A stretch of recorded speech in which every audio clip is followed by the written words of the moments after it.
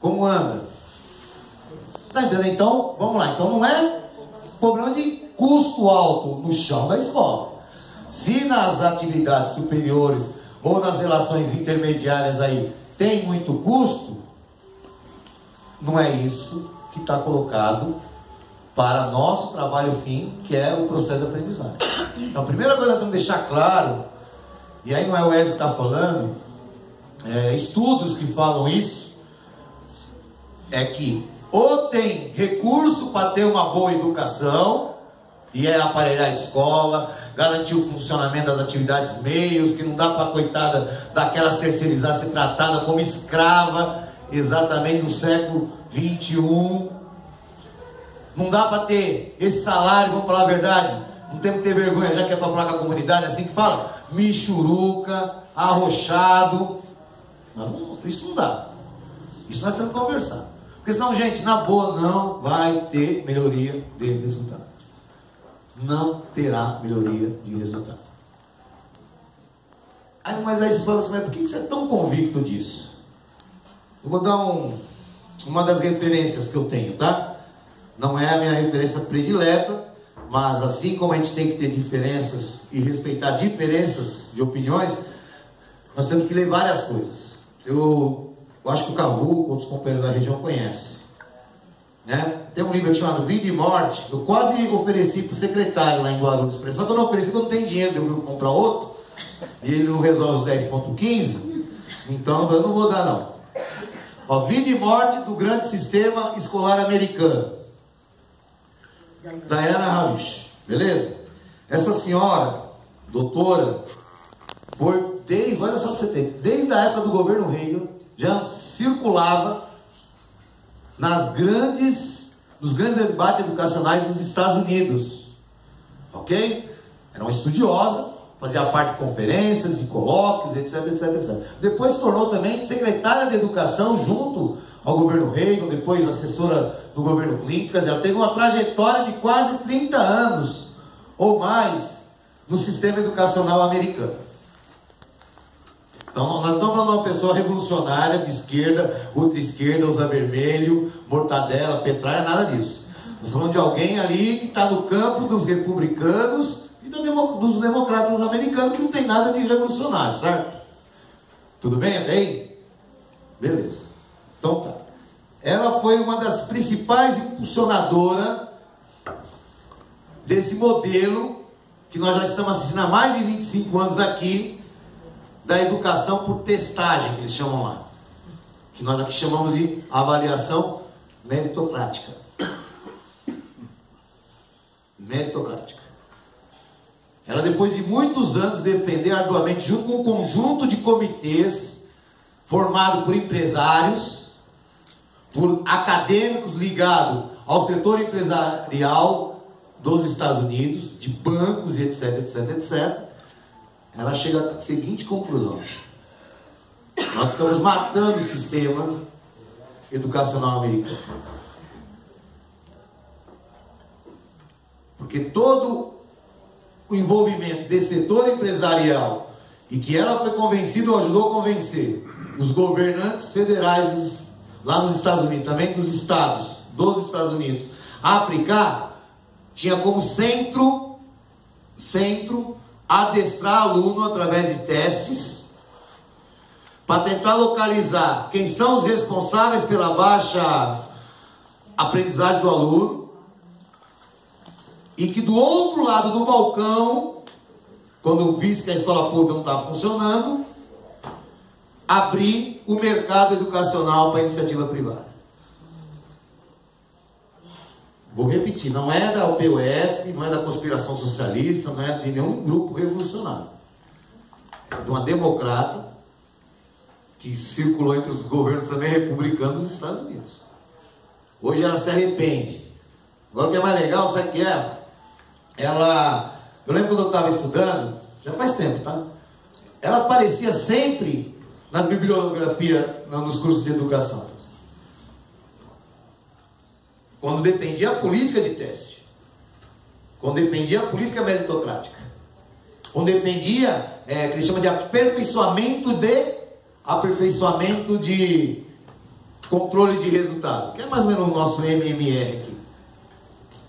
Sempre ela tinha aparecendo no Estadão, Veja, aí vai, Exame.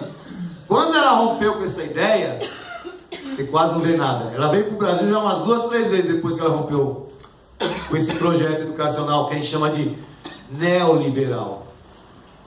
Quando ela rompeu com isso, ela veio para o Brasil, faz palestra, se duvidar, ela faz piruleta ali na Paulista, ninguém vai entrevistar a mulher. Por quê?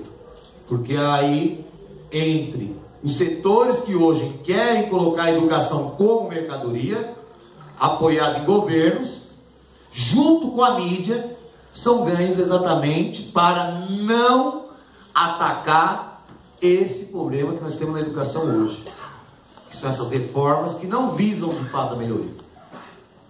Elas não visam de fato a melhoria.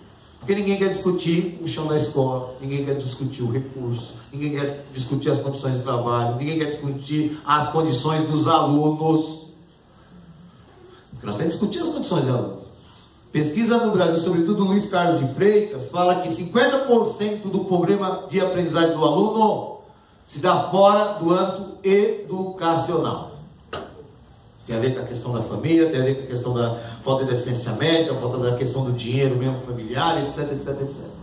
Então, por mais também que eu falo, nossa, agora nós fizemos tudo de bom na educação. Se não melhorar a sociedade, ou as condições sociais, ou a expectativa e as perspectivas educacionais do nosso país, nós vamos ter muito sofrimento para poder sanar problemas de aprendizagem.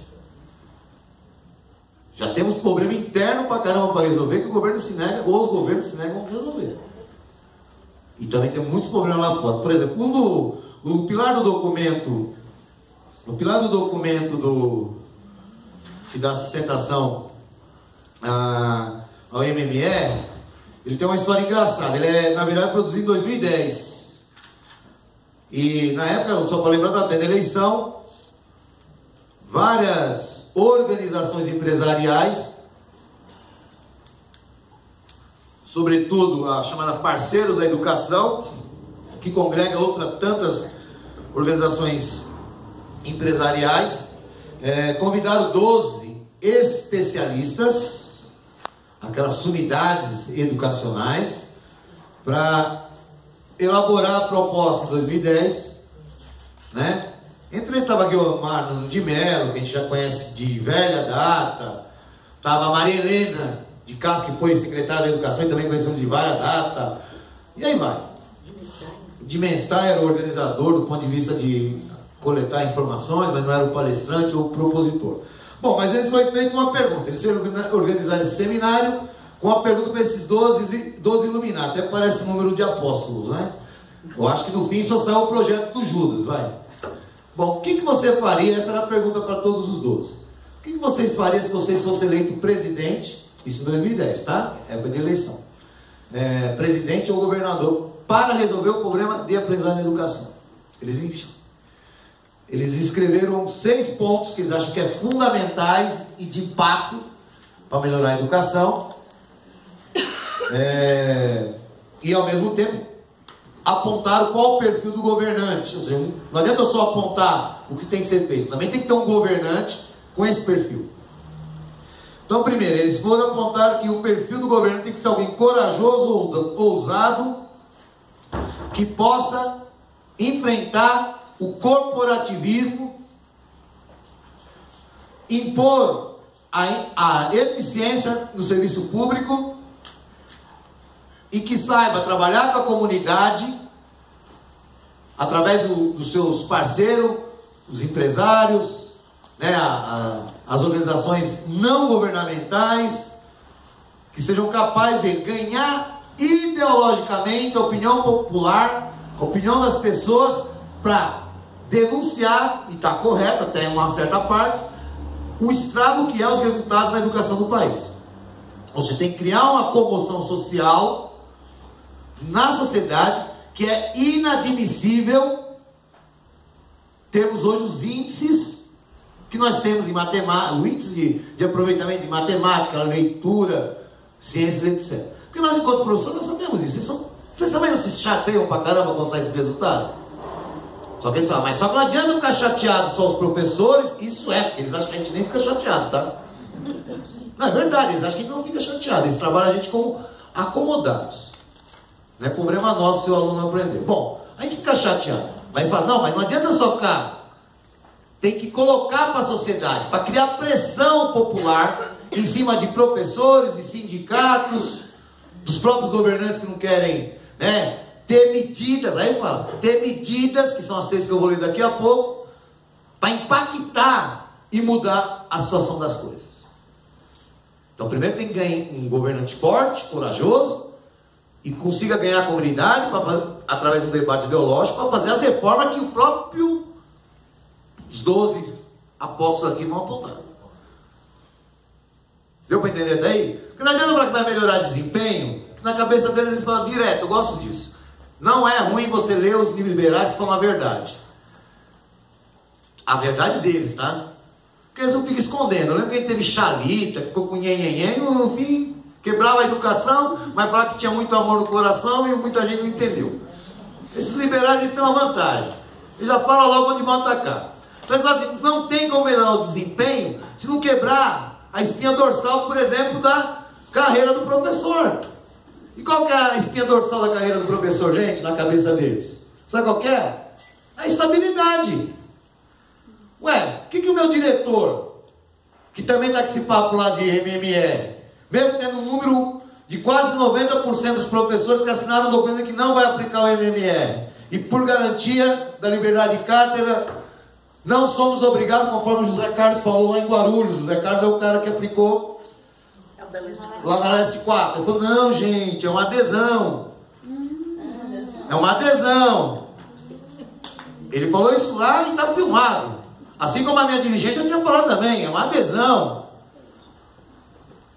O que ela vai fazer agora com o professor de matemática, que não vai querer fazer o plano de ação, o professor de português? Ué, não vai poder fazer nada.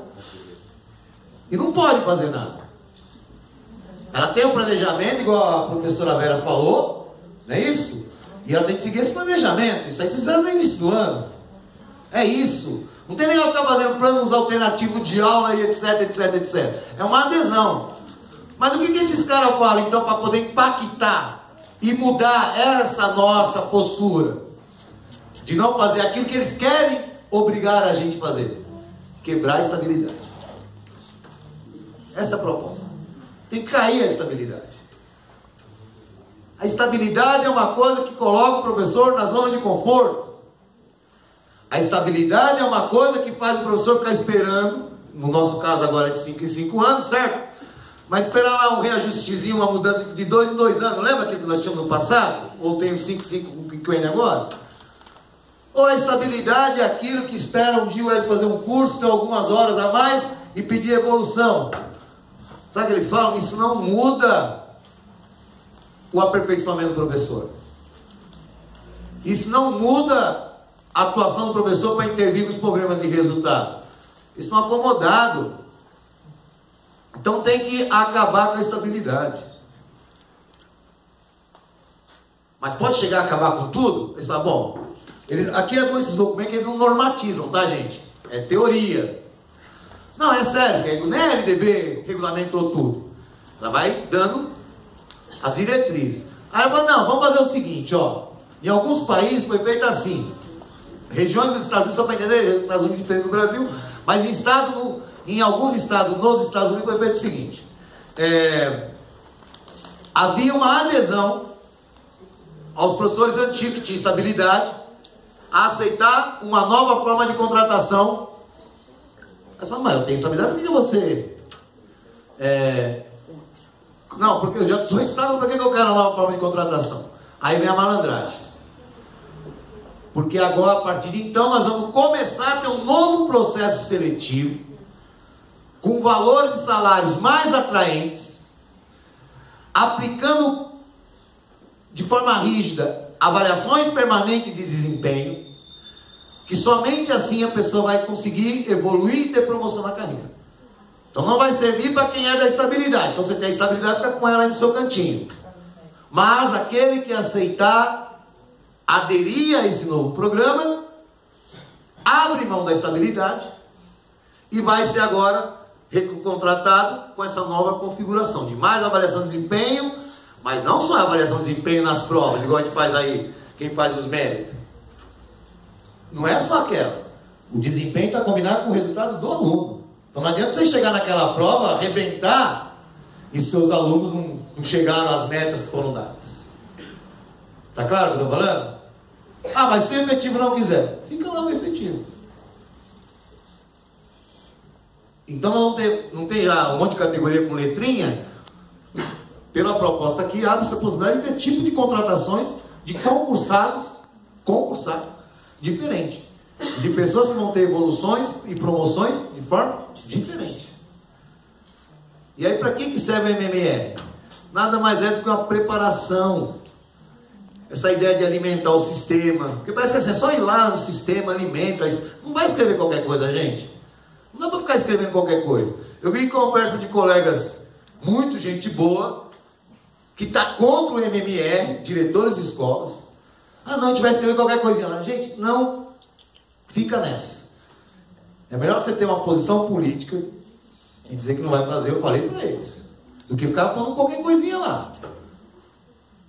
Porque hoje a informática é isso, é o controle. Eu tenho lá, a senhora é dirigente de ensino, ela tem controle, acesso a tudo, não é isso? Da sua jurisdição aqui. O supervisor tem acesso às escolas que são das suas responsabilidades. Então não entra nessa. Segundo, o próprio diretor, nesse projeto, desse documento chamado para transformar a transformação da qualidade da educação básica pública no Brasil, o próprio diretor também vai sofrer na cabeça deles, tem que sofrer uma reestruturação no papel que ele tem como atuador na educação e também na carreira. O diretor tem... Aquele negócio de gestor lá do passado não foi à toa. Lembra aquela palavrinha gestor? Lembra? O que a gente chamava de diretor, gente? Diretor. Como a gente chama de diretor? Aí virou gestor. Mas sozinho é pouco. Aí veio o vice-diretor, que é gestor. Aí veio o coordenador, gestor. Aí todo mundo é gestor. Típico nome das áreas empresariais. Aí eles colocam o seguinte: o diretor não pode ser essa liderança, desculpa, eu vou usar um termo aí mais rápido, pé murcho. Tem que ser uma liderança convicta, combatente. Não pode ser isso aí que não é capacitado pedagogicamente, ou não tem caráter de liderança. Eles querem uma liderança dentro da gestão. Eles colocam o diretor, mas colocam como toda a estrutura da hierarquia que nós temos na educação. Ou seja, não dá para ser supervisor de ensino meia boca. Tem que ser liderança. Isso está no MMR, a construção de lideranças. Mas para que ele tem que ser liderança?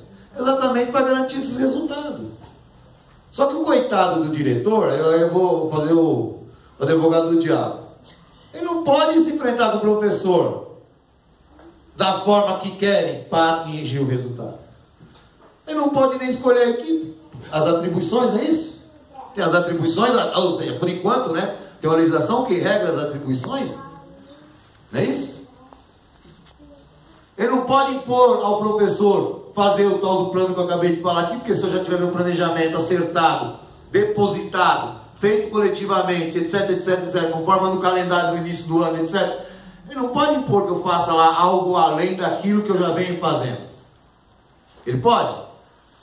Então nós temos que ver o brinco, tem que andar na linha, porque eu não tenho o que te cobrar. Tem que fazer a recuperação paralela, tem que fazer isso, né? Escrever. Ué, você cumpriu a sua parte. Então ele está também com as mãos atadas. Então eles colocam, bom, nós temos que mudar a carreira do diretor. Então o diretor ele tem que ser combinado. Liderança, fazer processo seletivo, também rigoroso, para ver quem tem capacidade pedagógica, administrativa e financeira, porém com contrato de meta. Então quem quiser ser diretor, já pega a escola com um hall de metas.